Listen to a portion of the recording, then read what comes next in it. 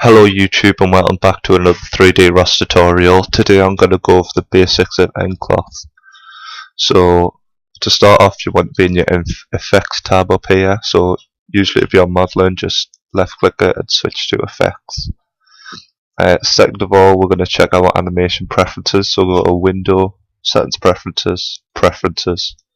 In settings, you want to be on film 24 for normal animation, but under time slider, make sure to play every frame because real-time 24 can be quite laggy and it can skip frames.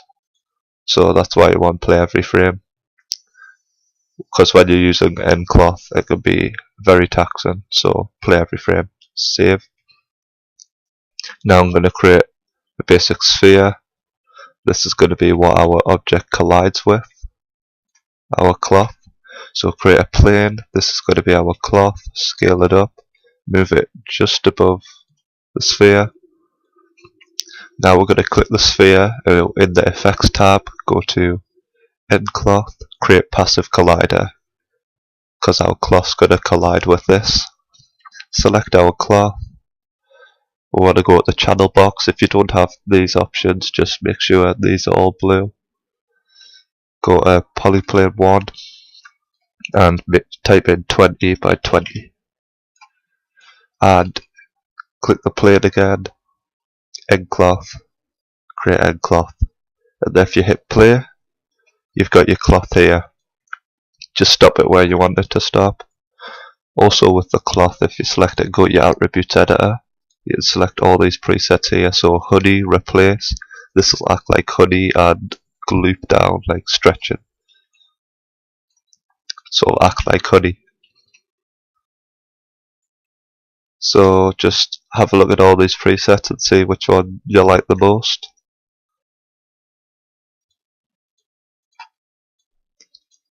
And yeah. So once you've got your nCloth to how you like it, you can select it, hit Ctrl E to extrude up. Just add some thickness to it.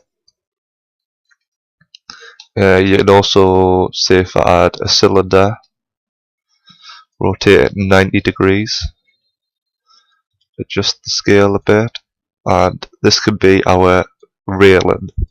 So just think we're hanging a towel on a railing to dry. So this is going to be our towel, the plane.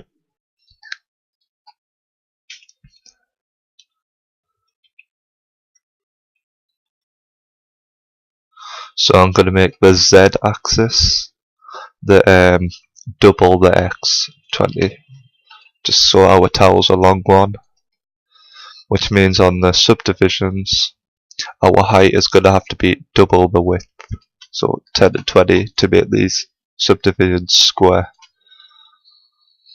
Now if we make the railing a passive collider and our cloth an nCloth, go back to the start of the timeline, hit play, it'll fall down like a towel, like that.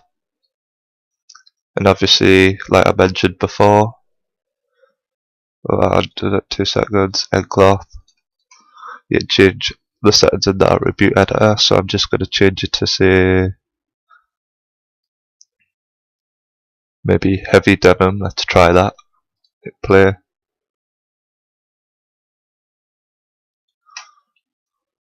Like that. And then obviously we can click it, extrude it out. Just add some thickness to it. And there's our towel.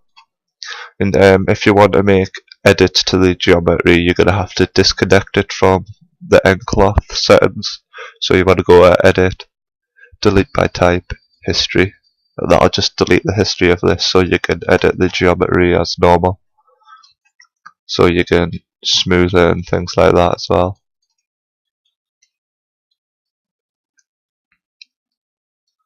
So yeah. And obviously you can delete that now. So yeah, just have a mess around with nCloth and see what you can come up with. If you like this video, like. If you dislike it, dislike it. Please let me know in the comments if it helped. and subscribe for more videos about 3D modeling and the gaming industry. Thank you for watching, and I'll see you in the next one.